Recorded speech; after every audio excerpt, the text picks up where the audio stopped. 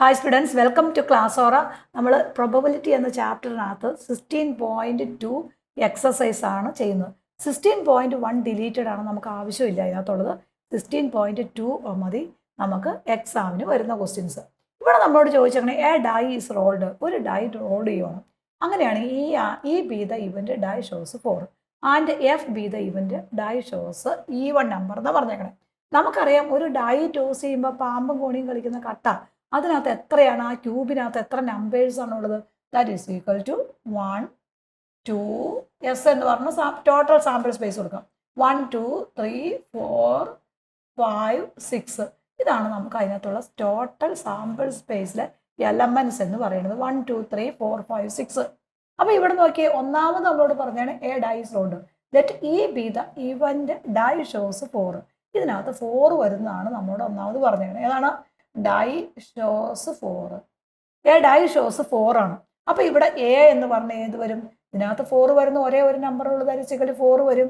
A equal to 4 ആണ്. അപ്പൊ നമ്മുടെ എൻ ഓഫ് എ എന്താ മക്കളെ? ദാറ്റ് ഈസ് ഈക്വൽ ടു 1 വരും അല്ലേ? എ എന്ന് പറഞ്ഞാൽ 4 ആണെങ്കിൽ അതിനകത്ത് ഒരു എലമെന്റ്സ് ഉള്ളൂ. അപ്പൊ n of A is equal to നമുക്ക് 1 കിട്ടും. ഇനി നമുക്കറിയാം പി ഓഫ് എ എന്ന് പറഞ്ഞാൽ എന്താണ്? N of A divided by n of S ആണ്. എൻ ഓഫ് എയിൽ ഒരു എലമെന്റ് ആണുള്ളത്, ദാറ്റ് ഈസ് ഈക്വൽ ടു 1 വരും. ഇനി എൻ ഓഫ് എസിൽ ദാറ്റ് ഈസ് ഈക്വൽ ടു 6 ആണുള്ളത് ടോട്ടൽ. അപ്പോൾ നമ്മുടെ പ്രൊബബിലിറ്റി എന്ന് പറഞ്ഞാൽ പി ഓഫ് എ എന്ന് പറഞ്ഞാൽ ദാറ്റ് ഈസ് ഈക്വൽ ടു 1/6 കിട്ടി. ക്ലിയർ ആയല്ലോ? ഇനി നമ്മളോട് പറഞ്ഞേക്കണത് എന്താണ്? That is equal to F എന്ന് പറയുന്നത് be the event die shows an even number എന്ന് പറഞ്ഞാണ്. That is equal to F എന്ന് പറയുന്നത് ഡൈ ഷോസ് ഈവൺ നമ്പർ.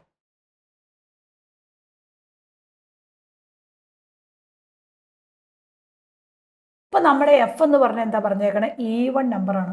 അപ്പം എഫിനകത്തുള്ള ഏതെല്ലാം എലമെന്റ്സാണ് വരുന്നത്? 2 വരും, ഈവൺ നമ്പറാണ്. 4 വരും, ദാറ്റ് ഈസ് ഈക്വൽ ടു 6 വരും. ഇത് 3 നമുക്ക് ഈവൺ നമ്പർ വരും. അപ്പം നമ്മുടെ എൻ ഓഫ് എഫ് എന്ന് പറഞ്ഞാൽ എത്രയാണ് മക്കളെ? ദാറ്റ് ഈസ് ഈക്വൽ ടു 3 വരും. അങ്ങനെയാണെങ്കിൽ പി ഓഫ് എഫ് എന്തായിരിക്കും? That is equal to n of F divided by n of S എന്ന് വരും.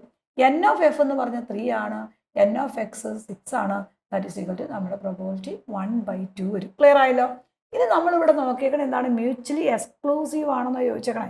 മ്യൂച്വലി എക്സ്ക്ലൂസീവ് ആണെങ്കിൽ എന്തായിരിക്കണം? ഈ ഇന്റർസെക്ഷൻ എഫ് എന്ന് പറയുന്നത് നൾ സെറ്റ് ആയിരിക്കണം. ഒരു എലമെന്റ്സ് പോലും കാണരുത്. പക്ഷേ ഇതിനകത്ത് രണ്ടിനകത്തും ഏത് കോമൺ ആണ്? 4 കോമൺ ആണ്. ദാറ്റ് ഈസ് ഈക്വൽ ടു 4 ഉണ്ട്. അപ്പം നമ്മുടെ പി ഓഫ് ഈ ഇന്റർസെക്ഷൻ എഫ് എന്ന് പറഞ്ഞാൽ എത്ര കിട്ടിയേക്കണേ? ദാറ്റ് ഈസ് ഈക്വൽ ടു 1 ആണ്. 1/6 വരും. അപ്പോൾ അവിടെ നമുക്ക് എഴുതിയാൽ മതി. ഈ ഇന്റർസെക്ഷൻ എഫ് 4 എന്ന് എഴുതി കഴിയുമ്പോൾ തന്നെ നമുക്കറിയാം എൻ ഓഫ് ഈ ഇന്റർസെക്ഷൻ എഫ് ഒരു നമ്പർ വരും. ഈ ഇന്റർസെക്ഷൻ എഫിനകത്ത് നൾ സെറ്റ് വന്നാൽ മാത്രമാണ്, ഒരു എലമെന്റ്സ് പോലും വരാതിരുന്നാൽ മാത്രമാണ് മ്യൂച്വലി എക്സ്ക്ലൂസീവ് എന്ന് പറയുന്നത്. That is equal to mutually exclusive എന്ന് പറഞ്ഞാൽ എന്താണ്? മ്യൂച്വലി എക്സ്ക്ലൂസീവ് എന്ന് പറഞ്ഞാൽ that is equal to E intersection F എന്ന് പറയുന്നത് നൾ സെറ്റ് ആയിരിക്കണം.